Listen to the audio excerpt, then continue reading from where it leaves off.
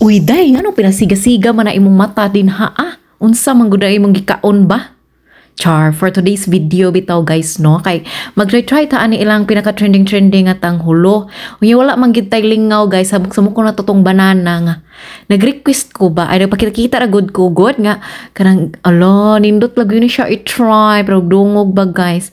Tapos pagkauli niya gabi kay gidad-ano ko niya og grapes o ganang strawberry guys. O yan na problema pag ko ani ilang kay wala sila wood stick o barbecue stick. So mao tong ning kat-kat ko diadto sa may kahoy sa may abakilid ay luyo sa ilahang balay kinanguha ko aning sangasa kanang kuan sa nga sa kahoy. Mutob ka sa muka gyud akong iring guys. Oy, pwede ka lang siguro ni akong himuon nga tanghulo ba?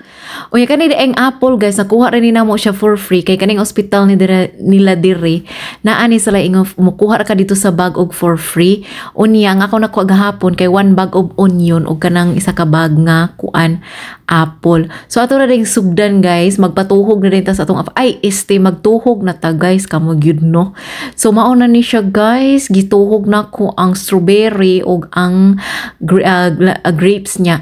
Dayon gisuwayan pod na kog apple. Sayang no kay wala tay orange, hindi sa datog na tay orange ya.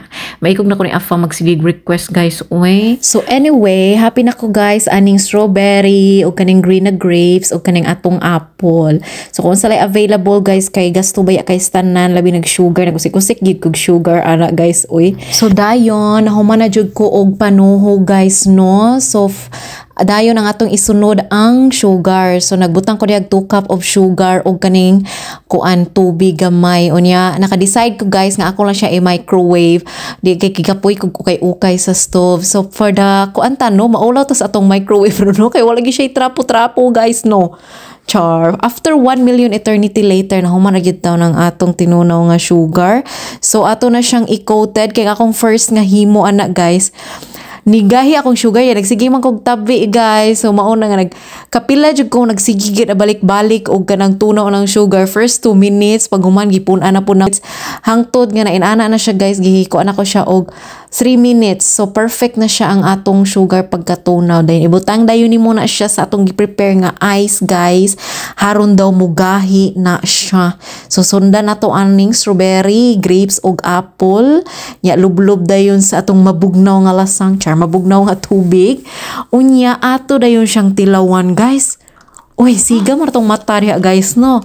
Kay maglami siya guys. So perfect ang ato ang experiment for today's video. Lami jud siya. Lami ang grapes guys.